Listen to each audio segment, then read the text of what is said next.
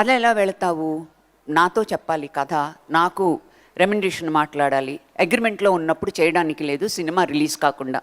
అలా డాక్టర్ బాబు సినిమా అనేటువంటి ఒక గొప్ప సినిమాని నేను చెయ్యలేకుండా పోయాను. ఇంకా మధ్యలో 2-3 అంటే ఇంటికి వచ్చి అడ్వాన్స్ ఇచ్చి వెళ్ళిపోయిన సినిమాలు మధ్యలో 2-3 పోయినాయి. ఆ తర్వాత కురుక్షేత్రంలో ఇంటికి వచ్చారు, అడ్వాన్స్ ఇచ్చారు, వెళ్ళారు. ఆ తర్వాత వెంకన్న బాబు గారు ఫోన్ చేసి, అమ్మా సారీ ప్రభగారు, మీరు దానవీర సూరకర్ణలో మెయిన్ హీరోయిన్గా చేస్తున్నారు, అందుకని అందులో ఉన్న ఎనీ హీరోయిన్స్ ఇందులో పెట్టలేకపోతున్నాము, పద్మాలయ బంగారు గారు ఎక్కడున్నారో తెలియదు, ఇది జరిగిన కథ, ఆ సినిమా అలా చేయలేకపోయాను. మధ్యలో ఏవో అడ్వాన్స్ ఇవ్వకుండానే అవి లేదనుకోండి.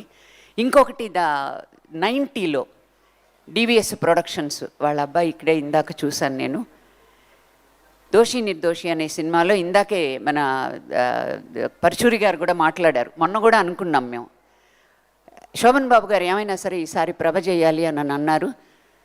డివిఎస్ రాజు గారు ప్రొడక్షన్ కూడా మీ పేరు చెప్పారు, శోభన్ బాబు గారు చెప్పారు, నాకు కూడా నువ్వే చేయాలమ్మా. నేను అమెరికాలో కోస్ట్ టు కోస్ట్ ట్రావెల్ చేస్తూ 60 డేస్లో I think 38 programmes with live orchestra మొత్తం 2 నెలల క్రితం బుక్ అయిపోయి ఉన్నాయండి. ఏం చెయ్యను, ఏడ్చేశాను నిజంగా. ఒక పక్కన రిహార్సల్ వెంపటి చిన్న సచిన్ మాస్టర్ గారితో, ఇది తానా ప్రోగ్రామ్స్ అనమాట. ఎవరికి చేస్తున్నాను, donated by Andhra flood relief fund కోసం వెళ్ళాను నేను. ఎలా అన్ని ఊర్లలో బుక్ అయిపోయినాయి. నేను వెంటనే పరచూరి గోపాలకృష్ణ గారికి నాకు ఏడుపు వచ్చేసింది. శోభన్ బాబు గారు కూడా మీ పేరు చెప్పారన్న వెంటనే నాకు చాలా ఏడుపు వచ్చిందండి.